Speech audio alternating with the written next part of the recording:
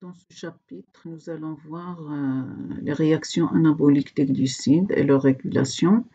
Alors, l'anabolisme, c'est une transformation des substances simples en molécules plus complexes, c'est-à-dire un processus métabolique de synthèse qui demande de l'énergie pour assurer la construction, la croissance et l'entretien des cellules de notre organisme.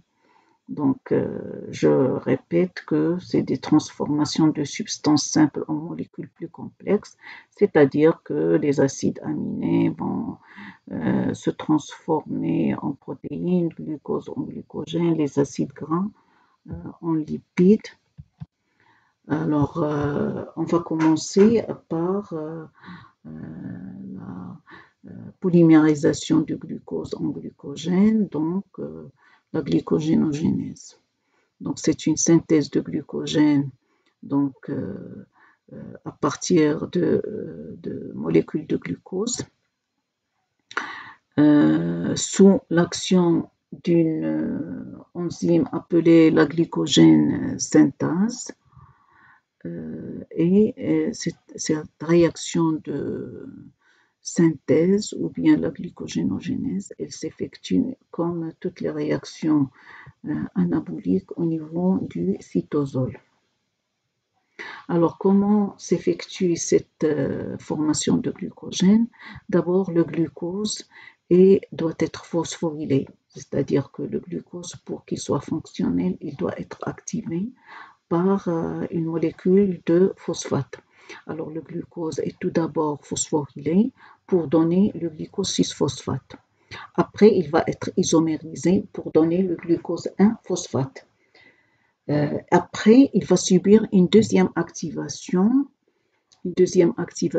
par l'uridine triphosphate pour qu'il y ait formation d'une molécule appelée UDP glucose.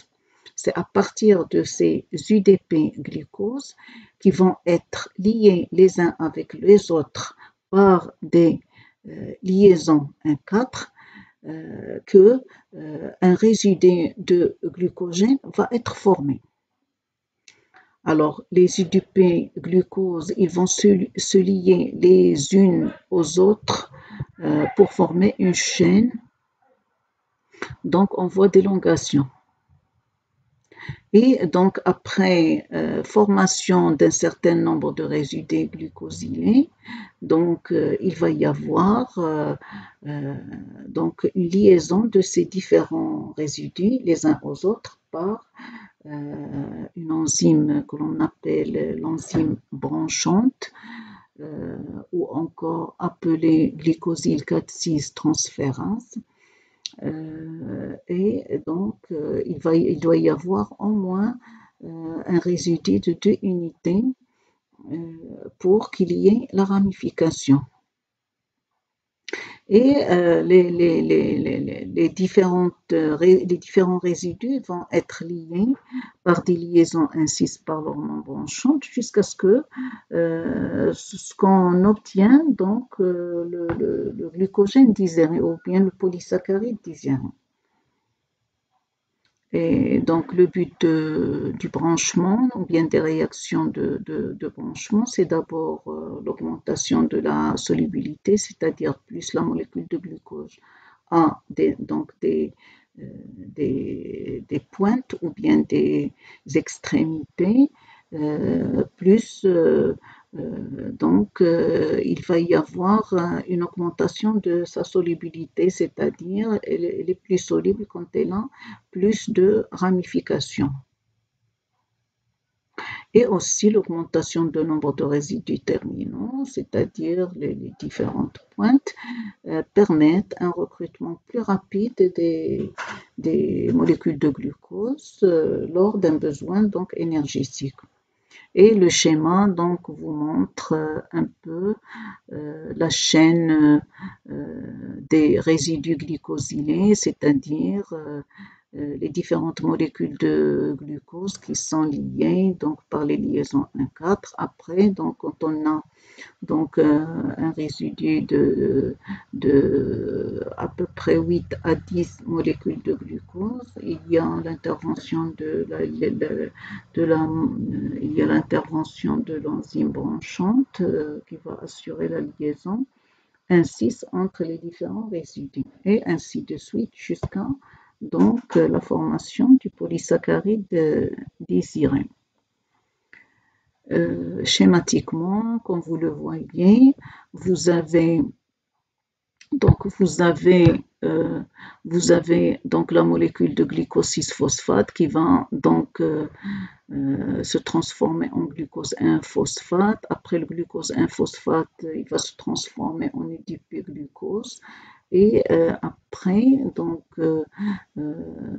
N molécules de glucose vont donc se réunir avec une autre molécule de glucose pour former un polymère donc de N plus 1 molécule de glucose.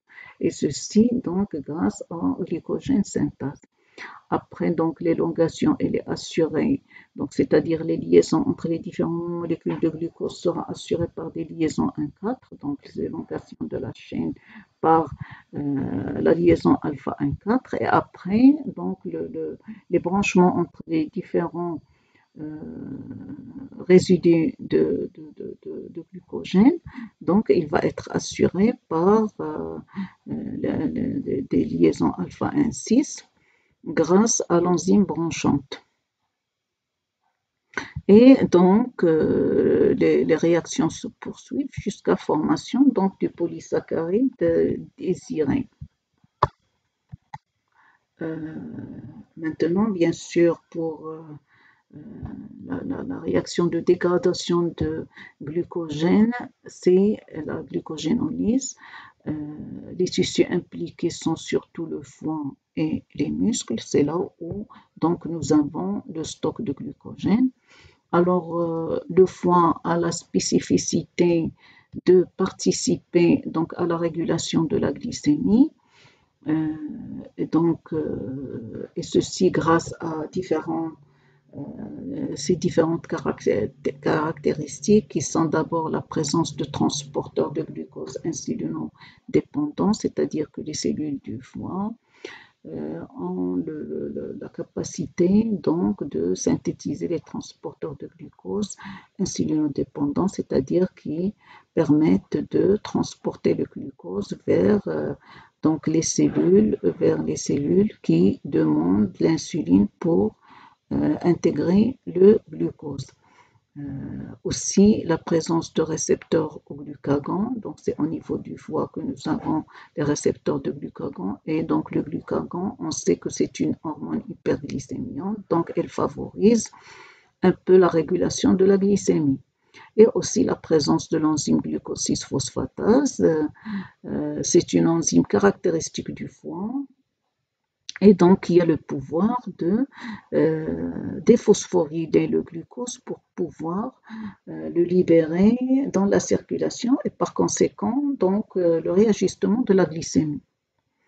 Alors pour les muscles stockent le glucose sous forme de glycogène musculaire,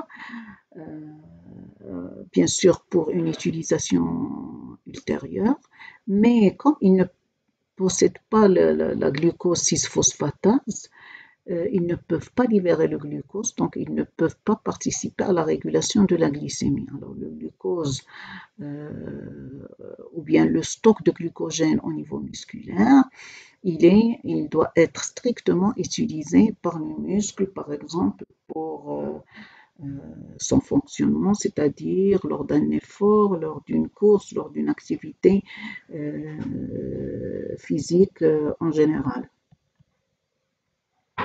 Alors, les étapes de la glucogénolyse, elles se réalisent selon 3 étapes. D'abord, le glucogène est déchargé d'une unité par la glucogène phosphorylase, entraînant la formation d'une molécule de glucose 1-phosphate.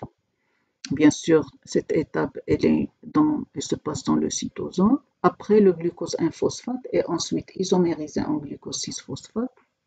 C'est une réaction qui est catalysée par la phosphoglucométase. Aussi, cette étape s'effectue dans le cytosol et finalement, le glucose 6-phosphate est transformé en glucose par le glucose 6-phosphatate. Et ceci au niveau du réticulum endoplasmique des cellules hépatiques, les seules à posséder cette enzyme, je rappelle. Alors, la glycogénolyse permet donc la formation de glucose 6-phosphate sans consommation d'ATP. Alors, bien sûr, pour qu'il y ait hydrolyse complète du glucogène, il faut qu'il y ait intervention d'une transférase et particulièrement de l'alpha-1,6-glucosidase, encore appelée enzyme débranchante, qui est responsable de la dégradation des nœuds de ramification formés lors de la glycogénogénèse. Alors, en résumé, donc vous avez le glucose, donc le glucose 6-phosphate qui se transforme en glucose 1-phosphate et après il va se transformer en UDP-glucose qui, grâce à glycogène synthétase, elle va donner le glycogène allongé d'un glucose, c'est-à-dire glucogène à N+1 glucose. Alors, lors de la dégradation, grâce à la glycogène phosphorylase, il va y avoir donc détachement d'une molécule de glucose, donc il y aura formation de glucose 1-phosphate et la molécule de glucogène amputée d'un phosphate. Alors, le glucose 1-phosphate, il va être transformé en glucose 6-phosphate et après en glucose qui va être donc soit libéré dans le sang, soit il va subir la glycolyse si la cellule a besoin d'énergie.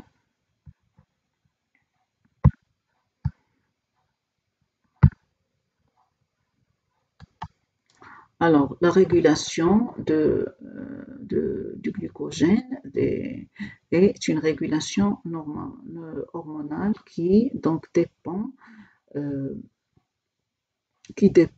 donc de deux hormones, l'insuline et le glucagon. Alors, la glycogénolyse et la glycogénogénèse sont des mécanismes inverses et alternatifs. Et bien sûr, ils sont dirigés par des signaux régulateurs importants qui, lorsqu'ils activent l'un, ils inhibent l'autre. La glycogénolyse et la glycogénogénèse ne peuvent pas avoir lieu en même temps. Donc, quand la cellule effectue la glycogénolyse, elle ne peut pas effectuer la glycogénogénèse. Alors, l'action de glucagon et des catécholamines, le glucagon au niveau hépatique et les catécholamines au niveau musculaire, ils vont entraîner l'activation de protéines kinases qui auront deux fonctions différentes mais qui sont complémentaires. D'abord, ils vont stopper la glycogénogénèse et ils vont activer la glycogénolyse.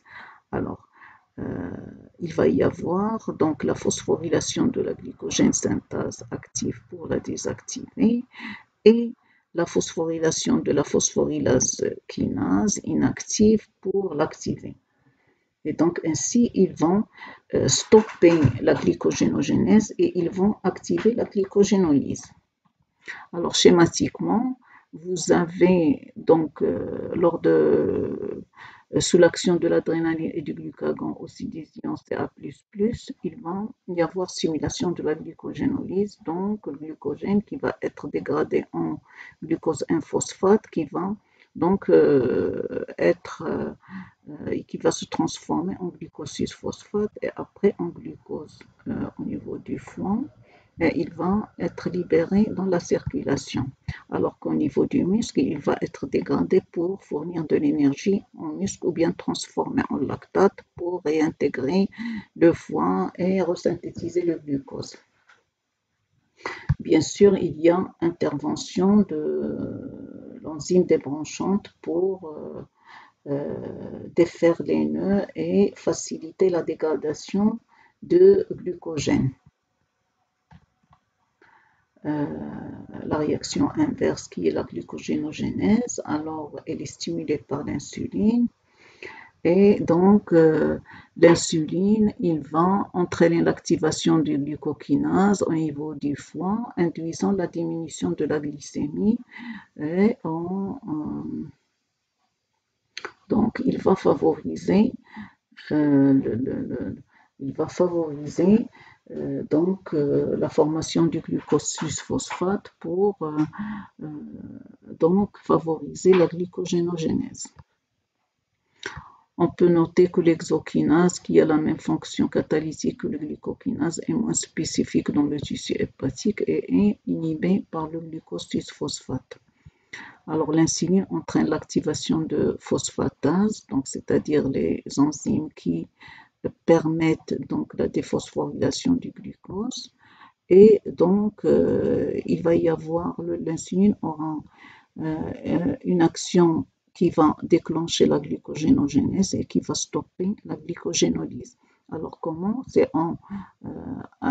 C'est par l'activation des phosphatases qui vont déphosphoryler la glycogène synthase inactive pour l'activer et déclencher la glycogénogenèse et la déphosphorylation de la phosphorylase kinase active pour la désactiver et pour stopper ainsi la glycogénolyse. Alors, la glycogénogenèse qui va être donc stimulée par l'insuline et donc il va y avoir donc transformation du glucose 6-phosphate en glucose 1-phosphate qui va donc subir une autre phosphorylation et se transformer en UDP glucose et donc synthétiser le glucogène.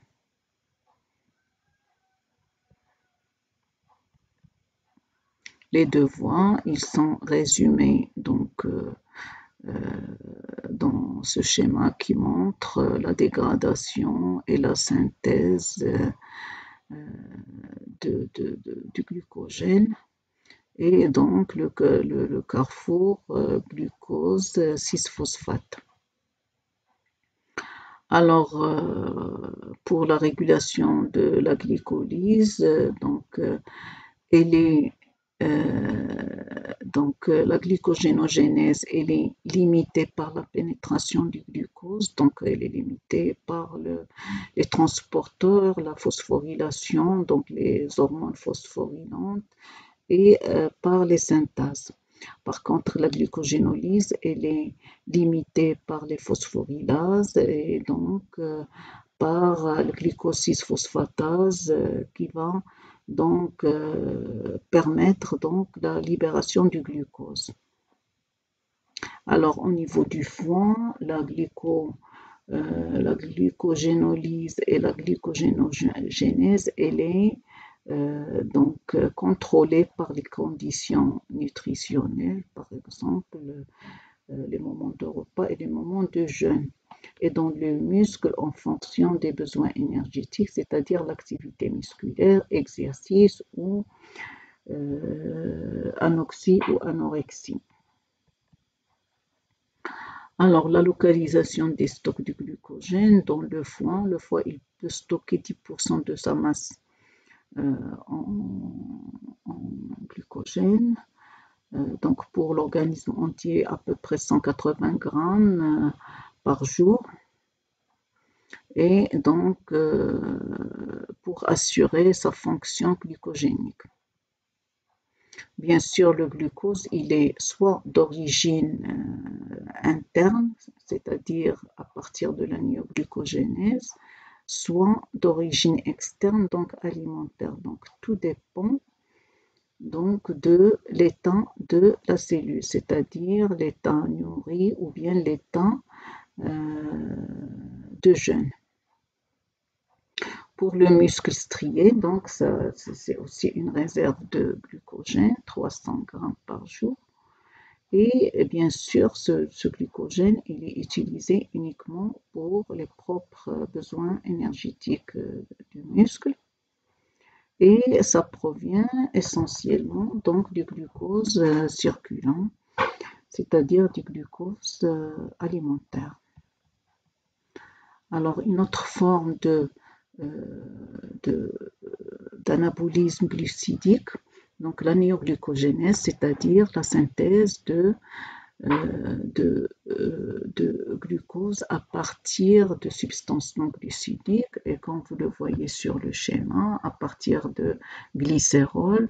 Donc nous avons formation de 3-phosphoglycéraldéhyde qui peut donner le glucose, comme il peut être dégradé pour donner de l'énergie, et aussi à partir de certains acides aminés appelés acides aminés glucoformateurs. Donc ça peut donner l'acide pyruvique qui peut donc soit se transformer en glucose, soit être dégradé dans le cycle de Krebs.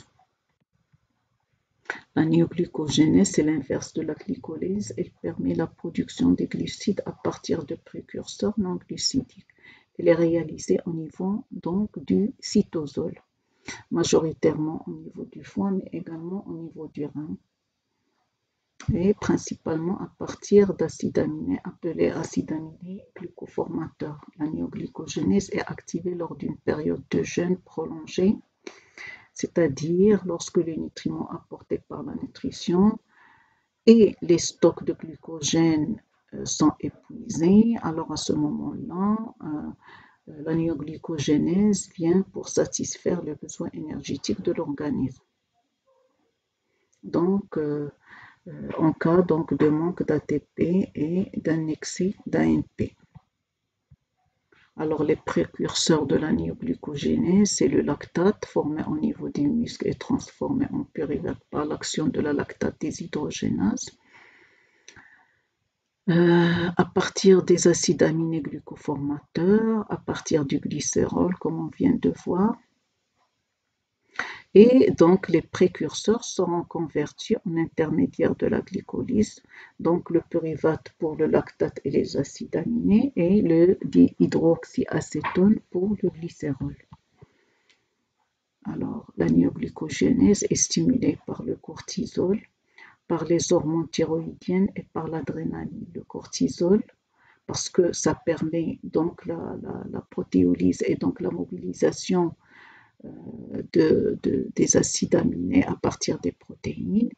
Les hormones thyroïdiennes pour aussi favoriser la protéolyse et la lipolyse.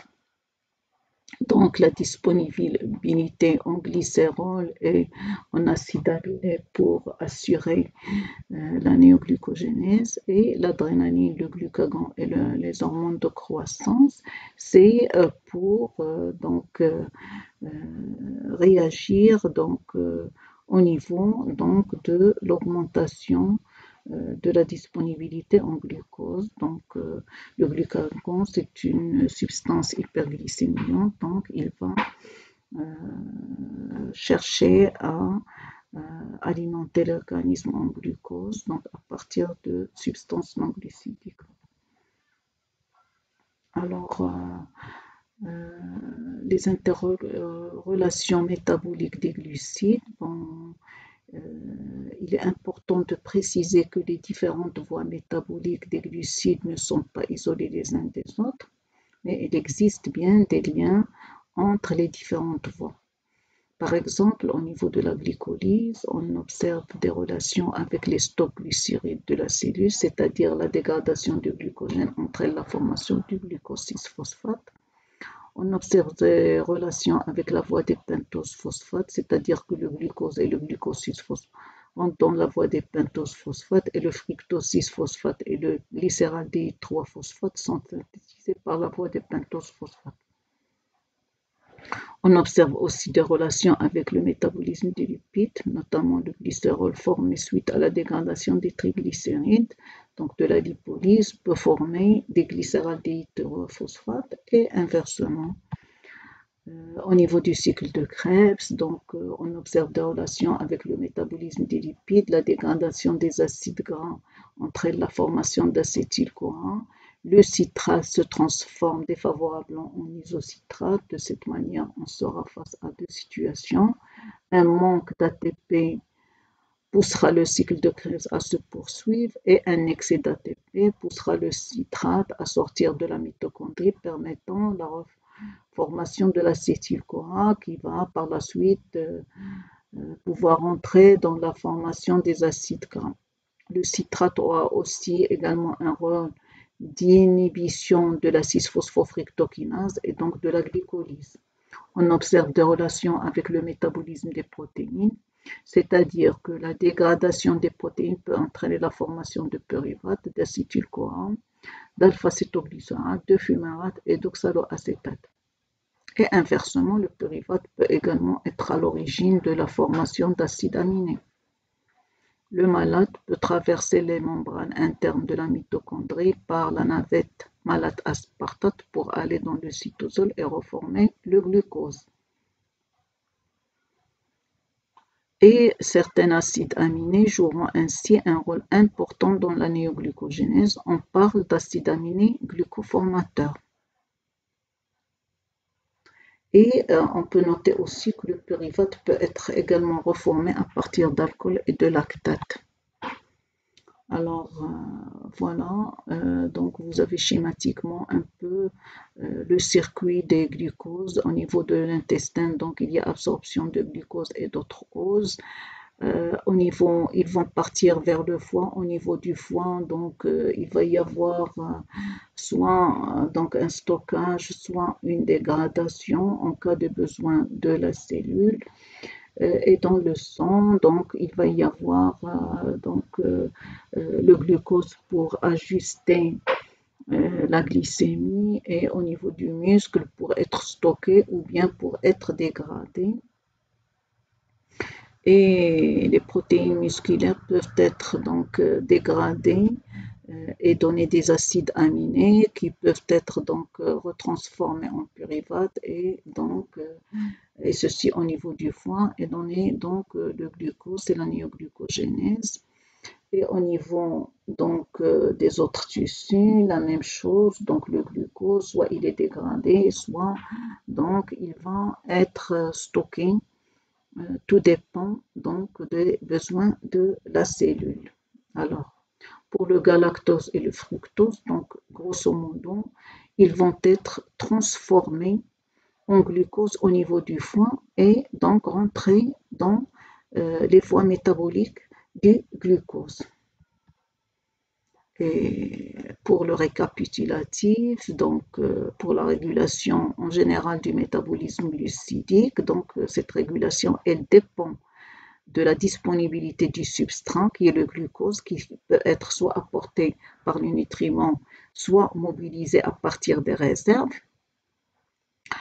Ce métabolisme donc il peut être régulé et bien être contrôlé par la diffusion transmembranaire de glucose, donc les transports, le gradient intra- et extracellulaire et l'expression des transporteurs, donc ce sont des limites donc au métabolisme glycémique. Et aussi l'introduction du substrat dans les voies métaboliques et ceci donc dépend donc des phosphatases et donc de la phosphorylation des kinases et des phosphatases, donc phosphorylation et déphosphorylation du glucose. Et aussi le contrôle des réactions métaboliques par l'expression des enzymes du métabolisme et par la modification des activités catalytiques au niveau de la cellule. Alors, il existe aussi une régulation par les nutriments et ceci donc au cours des repas et donc le foie, il s'occupe donc de la régulation de la glycémie, donc elle va stocker le glucose en cas donc d'un excès de glucose au niveau de l'organisme pour réajuster donc la glycémie Et donc, en période de jeûne court, il va y avoir libération par dégradation de glucogène stocké en glucose. Mais en période de jeûne prolongé, là, le muscle il doit réduire sa consommation de corps cétoniques, donc le cerveau les utilise préférentiellement pour subvenir donc, à ses besoins. Et la néoglucogénèse ralentit avec pour conséquence une épargne de protéines musculaires. En conclusion, le glucose reste le pivot du métabolisme énergétique, c'est le combustible obligatoire de certaines cellules et même il est fondamental pour la cellule nerveuse. Et l'organisme il dispose d'une gamme de dispositifs permettant de régler de manière précise la glycémie. Donc plusieurs mécanismes hormonaux et nutritionnels interviennent pour donc éviter une hypoglycémie qui est néfaste pour le cerveau, aussi néfaste qu'un manque d'oxygène. Alors l'hyperglycémie, bien que particulièrement dangereuse à la longue, mais ce caractère n'est pas fatal pour le système nerveux, mais l'organisme peut le prévenir par l'insuline. Alors, ce qu'il faut retenir, c'est que l'homéostasie glycémique repose sur le foie, donc qui reçoit, met en réserve et distribue le glucose sous le contrôle de nombreux éléments. Au premier rang, il y a le pancréas, qui a une activité constante pour la régulation de ce métabolisme glucidique, et l'hypothalamus, donc qui doit gérer les réponses énergétiques pour les besoins cellulaires qui sont donc très variables. Voilà, je vous remercie.